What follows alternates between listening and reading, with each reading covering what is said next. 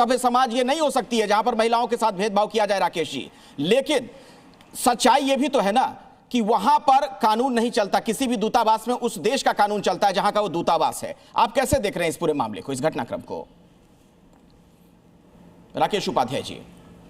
बिल्कुल, दूतावास में उस देश का ही कानून चलता है। इवन किसी भी संकट के समय कोई भारतीय नागरिक भी अगर किसी दूतावास में चला जाए और अपनी गिरफ्तारी से बचाने के लिए गुहार लगाए और वो दूतावास उसको शरण दे दे, तो उस समय की कोई भी सरकार उस दूतावास में घुस नहीं सकती। क्यों? उस दूतावास में घुसने का मतलब है कि आप उस देश की संप्रभुता को वायलेट कर रहे हैं, और इसके लिए तमाम कन्वेंशन भी हैं और यही परंपरा है।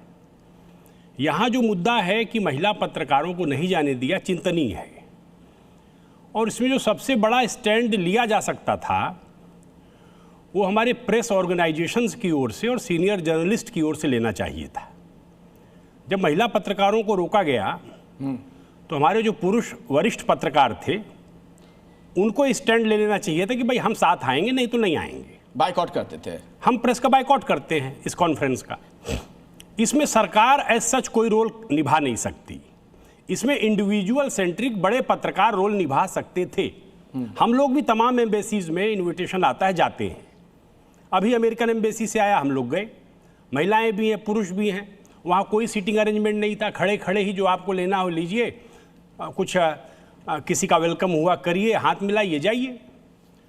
तो ये उनकी अपनी व्यवस्था है, उनकी हॉस्पिटैलिटी है, तो कैसे वो करते हैं। और यहाँ तो भाई तालिबान का तो ये डिक्लेरेशन है महिलाओं को लेकर, जो उनका एटीट्यूड है और वो इस्लामिक कायदा है।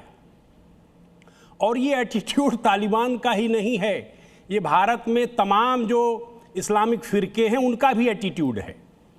तो ऐसा जब भारत सरकार की बात आएगी तो भारत सरकार तो चाहती है कि भाई ये दुर्भावना, बुराइयां दूर हों और महिलाओं को इक्वालिटी के आधार पर हर फोरम पर जगह मिले।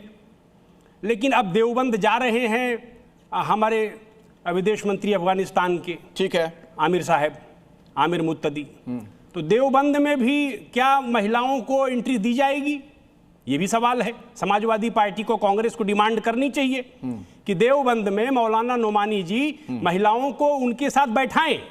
चित्रा बाथम जी, इस पर आप कुछ कहना चाहेंगे? अभी वो बाहर नहीं गए हैं, अभी मुत्तदी साहब अफगानिस्तान वापस नहीं लौटे हैं, अभी वो ताजमहल जा रहे हैं।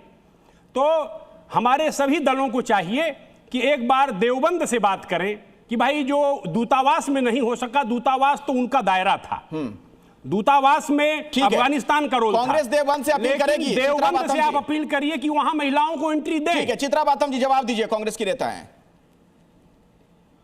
अखिलेश जी, जिस प्रकार से यहाँ पे बहुत कन्वीनियंटली महिलाओं को इस्तेमाल करके उनको ह्यूमिलिएट करने की कोशिश कर रहे हैं राकेश जी, ये बहुत ही शर्मनाक है। मैं आपसे पूछना चाहूंगी कि यदि कोई, मैंने क्या ह्यूमिलिएट कर दिया? मैंने तो बड़े सम्मानजनक ढंग से कहा, जमीन में से उसको वापस नहीं लेकर आ पाएगी।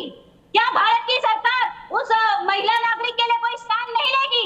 मैं आपसे पूछना चाहती हूँ, अपने धरती पर जो उनका एम्बेसी है, आपने फिर वो इवेंट में मेल जर्नलिस्ट को जाने की अनुमति क्यों दी? आप कह देते कि तालिबान फिर अपनी प्रेस कॉन्फ्रेंस अपने जर्नलिस्ट। नहीं, चित्रा जी, इनका ये कहना है, राकेश उपाध्याय जी का भी, और हमारे साथ एक डिप्लोमेट भी जुड़े हुए हैं जो राजनयिक रह चुके हैं, जो आप बार बार ये कह रही है ना, हमारी धरती, जिस देश का दूतावास होता है उस हिस्से में, वो जो भूभाग होता है जहां पर दूतावास है, वहां उनका कानून चलता है। ये आपसे सवाल पूछ रहे हैं कि जो हमारे बस में है कि क्या देवबंद जाने पर इनका विरोध करेंगी, किया जाना चाहिए कि नहीं? कांग्रेस इस पर क्या सोचती है? जी, ये आप लोगों से उम्मीद नहीं कर सकते हैं। ऑलरेडी इतना बड़ा क्राइसिस हो चुका है, सम्मान का क्राइसिस हो चुका है, उसके बावजूद आप ऐसे टेलीविजन चैनल्स पे अगर ये एजेंडा चलाएंगे तो महिला सम्मान अपने ही देश में कहां और कितना बचा रहेगा? ठीक है, मैं इसका जवाब लेता हूं।